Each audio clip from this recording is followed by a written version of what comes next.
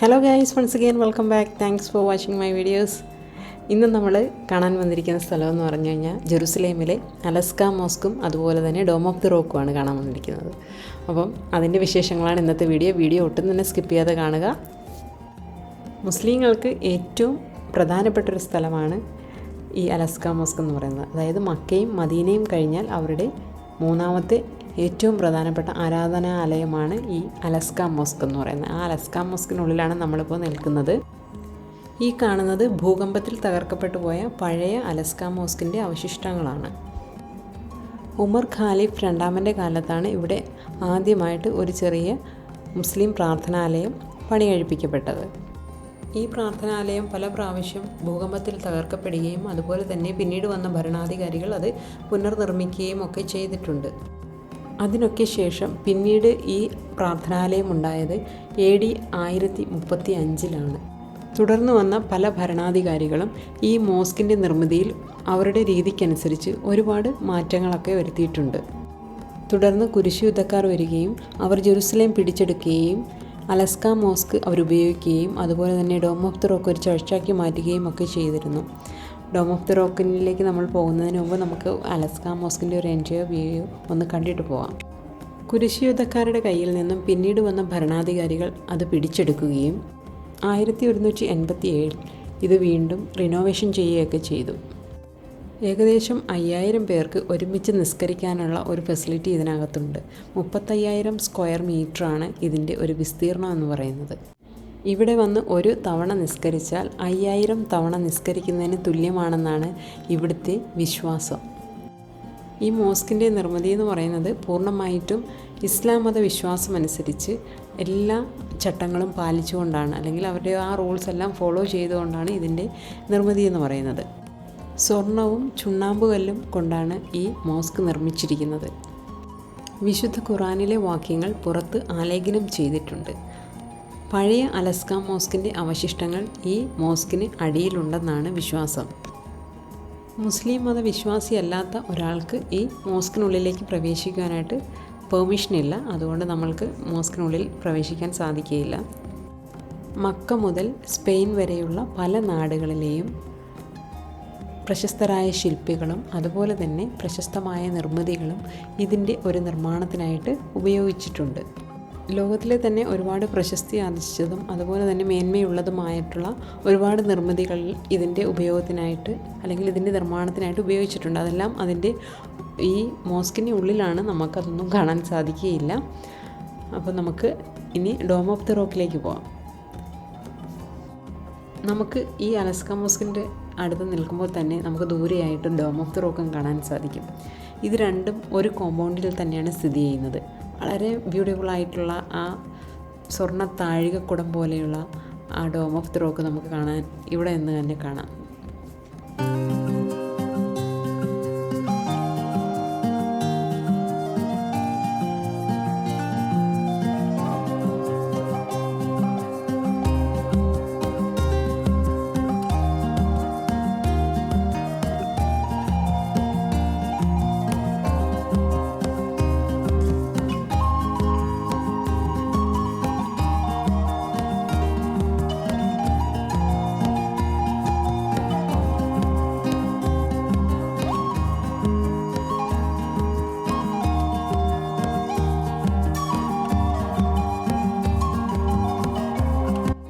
ഈ സുന്ദര നിർമ്മിതി ആദ്യമായി പണികഴിപ്പിച്ചത് AD 691-92 കാലഘട്ടത്തിലാണ്.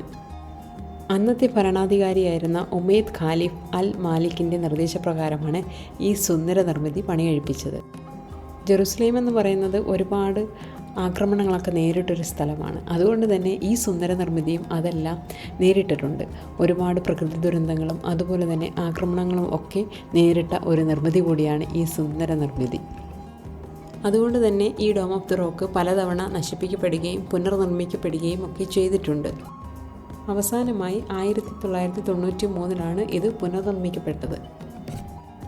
പാരമ്പര്യവും പ്രൗഢിയും വിളിച്ചോതും വിധം തലയൊടുപ്പോടുകൂടി നിൽക്കുന്ന വളരെ ബ്യൂട്ടിഫുള്ളായിട്ടുള്ള ഒരു സുന്ദര നിർമ്മിതിയാണ് ഈ ഡോം ഓഫ് ദി റോക്ക് എന്ന് പറയുന്നത്. അതും ടെമ്പിൾ മൗണ്ടിൻ്റെ ഒത്ത നടുക്കായിട്ടാണ് ഈ ഡോം ഓഫ് ദി റോക്ക് ഇത്രയും ബ്യൂട്ടിഫുള്ളായിട്ട് സ്ഥിതി ചെയ്യുന്നത്. ഈ അത്ഭുത നിർമ്മിതിക്ക് ഭംഗിക്ക് പുറമെ ആത്മീയവും മതപരമായിട്ടുള്ള ഇമ്പോർട്ടൻസ് കൂടിയുണ്ട്. 3 മതവിശ്വാസങ്ങളും ഒരുപോലെ അവകാശവാദം ഉന്നയിക്കുന്ന ഈ സ്ഥലം അല്ലെങ്കിൽ ഡോം ഓഫ് ദി റോക്ക് എങ്ങനെ 3 മതങ്ങളുമായി ബന്ധപ്പെട്ട് കിടക്കുന്നു എന്ന് നമ്മൾക്ക് നോക്കാം.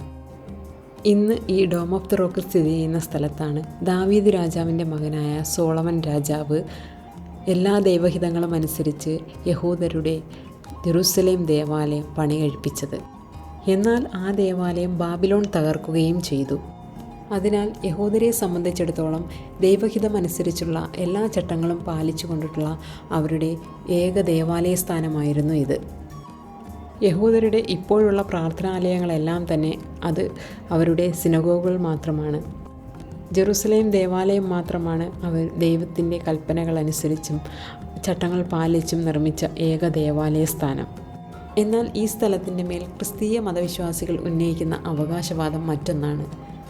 വിശ്വാസികളുടെ പിതാവായ അബ്രഹാം തൻ്റെ മകനായ ഇസഹാക്കിനെ ബലികഴിക്കാൻ കൊണ്ടുവന്ന മോറിയ മലയാണ് ഈ സ്ഥലം എന്നാണ്. എന്നാൽ മുസ്ലിം മതവിഭാഗം പറയുന്നത് തങ്ങളുടെ പ്രവാചകനായ മുഹമ്മദ് നബി ദൈവത്തിൻ്റെ നിർദ്ദേശപ്രകാരം സ്വർഗത്തിലേക്ക് സ്വർഗാരോഹണം ചെയ്യുകയും അവിടുന്ന് തിരിച്ച് ഭൂമിയിലേക്ക് വരികയും ചെയ്ത സ്ഥലം ഇവിടെ വെച്ചാണെന്നാണ്.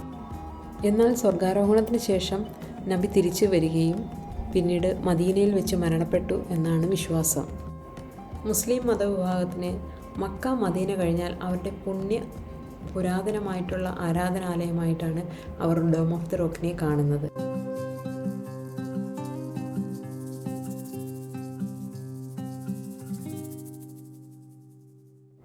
ഡോം ഓഫ് ദി റോക്കിന് മുകളിലായി ഒരു സ്വർണ്ണത്തിൽ പൊതിഞ്ഞ ഒരു സ്വർണ്ണ താഴികക്കുടം എല്ലാ പ്രൗഢിയോടും കൂടി തലയുയർത്തി നിൽക്കുന്നതായിട്ട് നമുക്ക് കാണാം.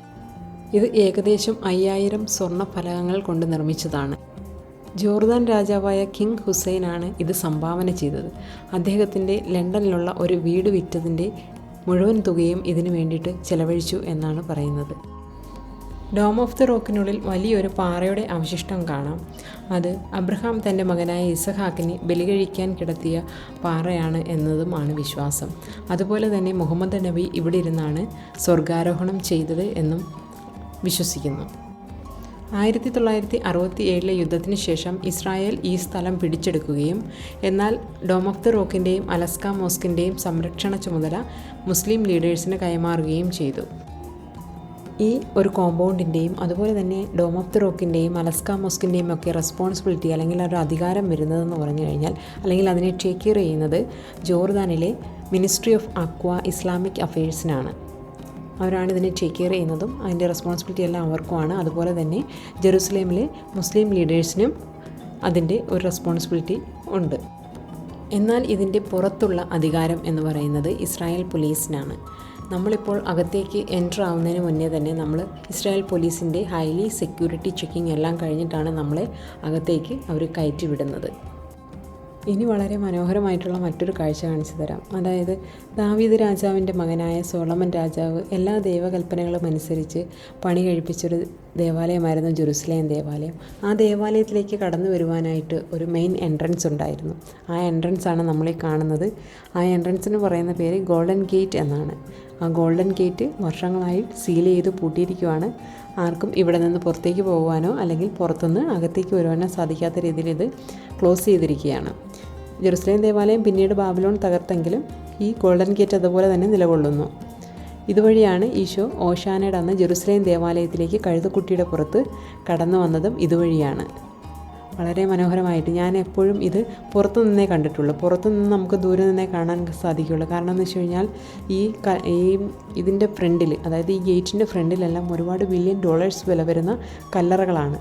അന്ത്യവിധി, അതായത് അവസാന കാലങ്ങളിൽ അന്ത്യവിധി നടക്കുന്ന സ്ഥലം കൂടിയാണ് ഇത്. ആ സമയത്ത് ഈ ഗേറ്റ് തുറക്കപ്പെടും എന്നാണ് വിശ്വാസം. അപ്പോൾ ഇത്രയൊക്കെയാണ് ഇവിടുത്തെ കാഴ്ചകൾ. വീഡിയോ ഇഷ്ടമായെങ്കിൽ സബ്സ്ക്രൈബ് ചെയ്യാൻ മറക്കരുത്. അതുപോലെ തന്നെ ബെല്ലൈക്കൺ പ്രസ് ചെയ്യുക. ലൈക്കും കമൻറ്റും ഷെയറും ചെയ്യുക. നിങ്ങളുടെ കൂട്ടുകാർക്ക് ഈ ചാനൽ റെക്കമെൻഡ് ചെയ്യുകയും ചെയ്യുക.